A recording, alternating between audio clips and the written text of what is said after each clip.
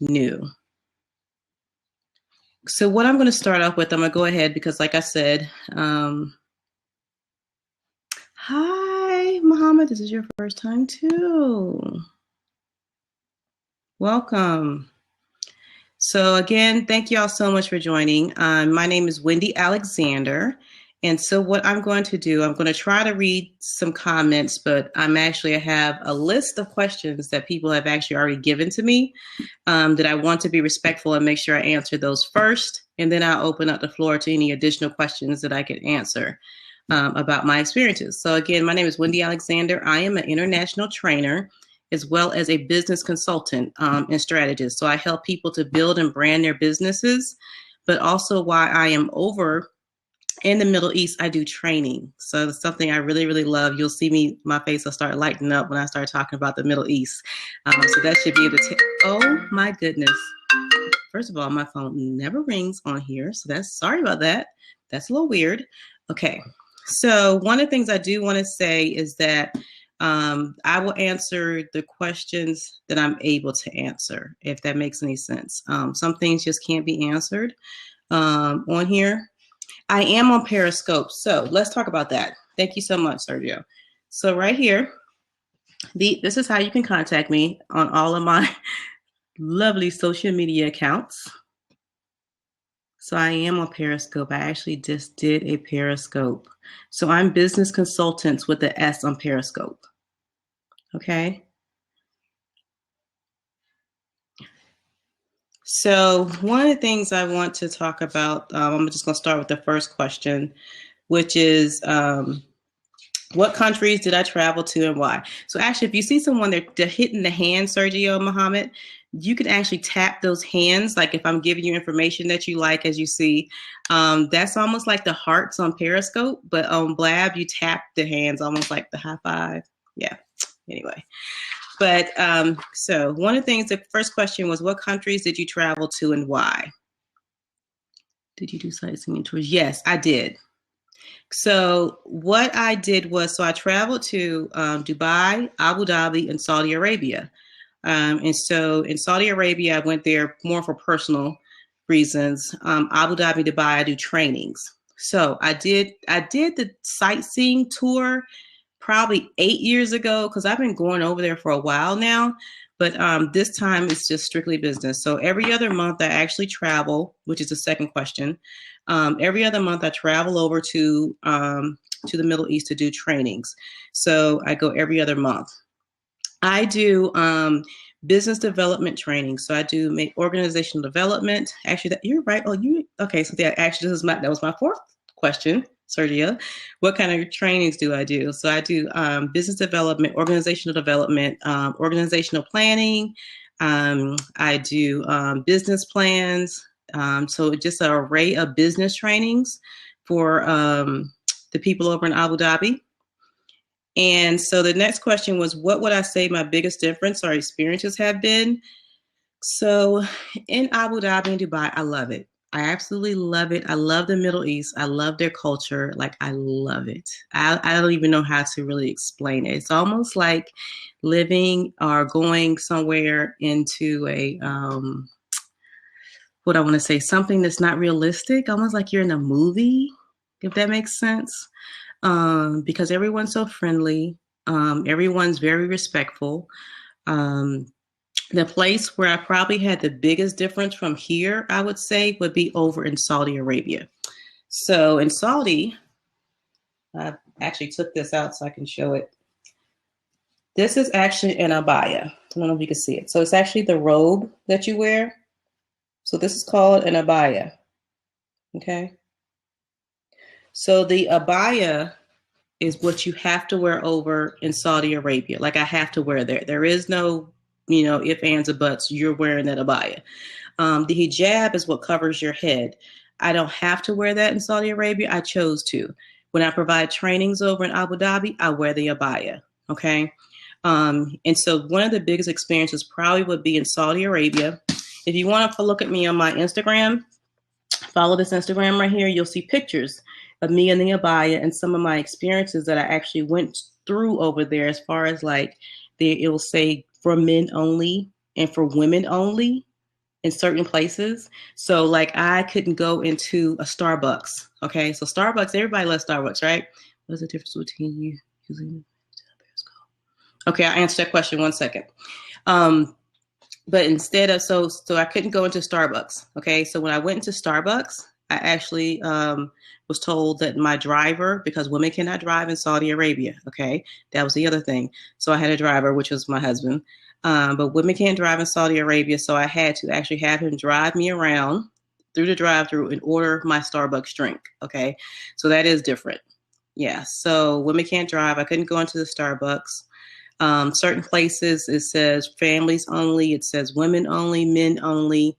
So that was probably my biggest difference being there. But at the same time, please don't misunderstand it. It wasn't that someone was treating me bad. A lot of people just like, right, people say that, oh no, I can't deal with it. But honestly, they really didn't treat me bad. It's just their culture. It's just, I always say, you know, wherever you go, you respect their culture and what they're doing. So I wasn't mistreated. I just followed the rules. That's just their rules. And so when I go over there, I just follow the rules. And for me, I don't like driving anyway. So it wasn't bad for me. But as a woman, I can understand the rights. Of course, you want to drive and things like that and just have those rights. So I get that part of it. So that would be the biggest difference. Also, some in the malls, certain places in the malls. So if I was to go into, let's say, Victoria's Secret, and if there was a man with me, he would have to be my husband and go in there with me. Okay, so there is no just a man walking into Victoria's Secrets. You don't do that over in Saudi Arabia. So Saudi was probably my biggest difference as far as being, as far as America and here. Excuse me, I've been so sick. I gotta take a sip of water. Sorry. Would be my biggest difference. The other question, I'm gonna answer your question. I forgot, Sergio. Do you think you can make the same amount of money speaking as you do with training? So I do speaking engagements as well. And yes, actually, I believe that you can actually make more money training than speaking, to be honest with you. And especially if you become an international trainer, because then you could pretty much, you know, you write your own ticket at that point. And being an American over into an international country, they really look for us. So yes, I do believe that you actually can make a great deal of money being a trainer as well as a speaker. Someone asked me, was I Muslim? No, I'm not Muslim. I actually am not Muslim, but as I stated, when I go over to the Middle East, I respect them and their culture 100%. Okay. When I train, it's very important that when you are going somewhere to provide training, that you actually respect their culture, right? So one of the things that I do also do, I'm working on doing a training, and this is, thank you, Valencia, when you watch this, I am actually looking at doing a training and development consulting to prepare people to go over to the Middle East to be able to train. People think you could just go over there. It doesn't work that way. So I'm actually going to start a training just for people who actually want to go over to the Middle East and to become trainers. All right. The next question is, how did I adjust to the culture? So it's pretty much the same. I adjusted. I did what I had to do. Thank you so much for joining. I studied the culture before I went. I said, this is what I'm going to have to deal with when I go. Is it something that I think I can deal with, or is it, or if it's not? So at that point, I said, you know what? I can do this. I believe in this culture, and it's something I really want to do. So I've actually been going back every other month now. I've actually been training over there since 2013. So yes, I absolutely love it. Okay. It really wasn't hard for me to adjust. Probably the time zone, they're 9 hours ahead of us. So when I come home, I relive that day twice. So that's probably the biggest thing that honestly I have to get used to, as far as that. Also maybe the food. Also the fact that, you know how here in America, let's just be honest, we hear sirens all the time. There's somebody on the news talking about somebody got shot and somebody got killed. Well, over there, I don't hear all that. You don't hear that. So it's almost like I said, it's like being in a movie and not reality in a way, because it's so peaceful. I don't see the gunshots. I don't hear that on the news. I don't hear any of that. Okay. So I do enjoy that, because think about it. That can also bring anxiety, depression, all that kind of stuff we have going on in America. And sometimes we don't need to hear everything. We don't have to know everything. And I think that's one thing they do over there is they filter so much for their people. And it's something else that we probably need to do as well. And so then somebody asked what was the best part of my experience. Again, just learning the culture. I love the opportunity.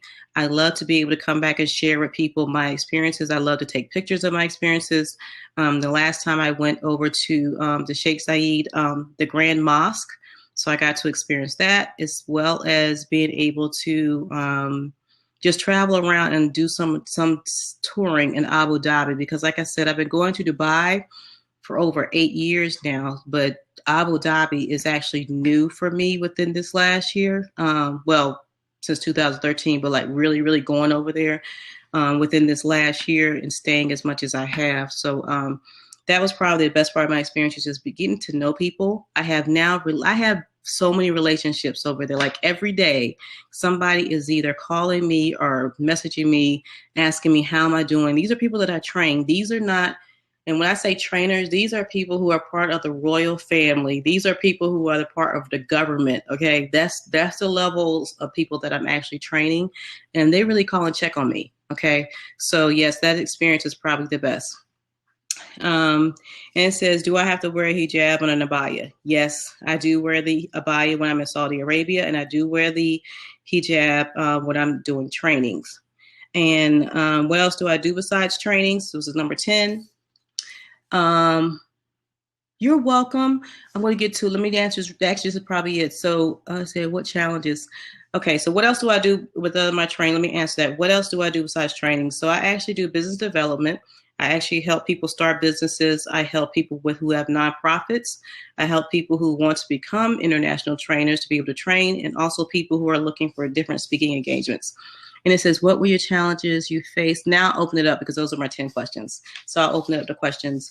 What challenges you faced or still facing when you visit? So if I'm in Abu Dhabi, great question. I haven't faced any challenges, to be honest with you. It's just been a great experience. So I honestly haven't experienced any, because I've been very respectful of the culture, as well as, like I said, I do dress in the abaya, which is a robe, and I dress in the hijab as well. Saudi Arabia, on the other hand, is where I would probably say I had the biggest challenges, because, as you know, men are, women, I should say, when women actually are not allowed to drive. They just became able to vote. There are certain places that women cannot enter, such as a Starbucks, which we take for granted. There's also places in the mall that say for women only, men only, or families only. So my biggest challenge is when I go to Saudi Arabia and just making sure that I'm following all the right rules and things. So that would probably be my biggest challenge. Other than that, everything else has been honestly fine. I love it. I do. And I really wanted to have this talk and to share with people, because there's so many things out there, as you know, on Google, and people say things about the culture and about the experiences over there. And, you know, I went during one time right when they had the bombing, and somebody got killed in South Carolina, not South Carolina, in California. And somebody, you know, so all of that was going on, and people was like, oh my God, you're going over there. Yes, I went. But truthfully, I feel safer over there than I do here. I know that's hard to hear, but I do. I feel safer over there than I do here, to be honest with you. So I always try to encourage people who ask me questions, you know, take a trip over to Dubai, Abu Dhabi, or the Middle East. You'd be surprised. Those are some of the nicest people. I'm not saying that, you know, yes, we do have all this ISIS and things going on. I'm sure there's people out there who do all kinds of things, but I have not personally encountered it.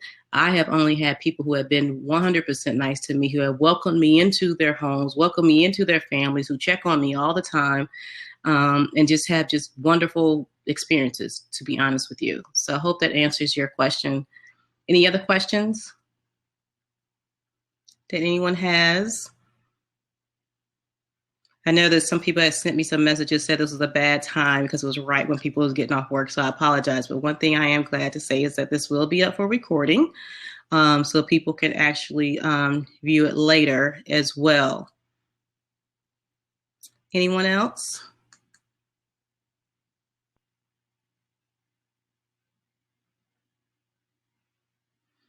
Well, again, I want to thank you all so much for joining. I hope I answered your questions. And again, this is where you can find me on social media. And if you look on my Instagram, you will see pictures of actually my trips over to the Middle East and my experiences there as well. Also, I'm on Snapchat and I'm on Periscope as business consultants. You're welcome. And so really, if you really want to see some experiences, I think I have some videos up there too. Follow me on Instagram and I will be going again, and I will continue to post pictures. I will continue to share. My name is Wendy. I will continue to share my experiences over in the Middle East, and I will be truthful. If I have some that are not good experiences, I will be truthful with that. But again, I've been going there for total of 8 years and training there since 2013, and I absolutely love it to the point I'm considering maybe even moving there. To be honest with you, at this point in my life, but again. If you need help with any of your business needs, if you're trying to start a business, if you're trying to start a nonprofit, if you're looking to take your business internationally, if you're looking to be an international trainer, please message me or get in contact with me on one of these social media accounts, and I would love to help you. I would love to help you.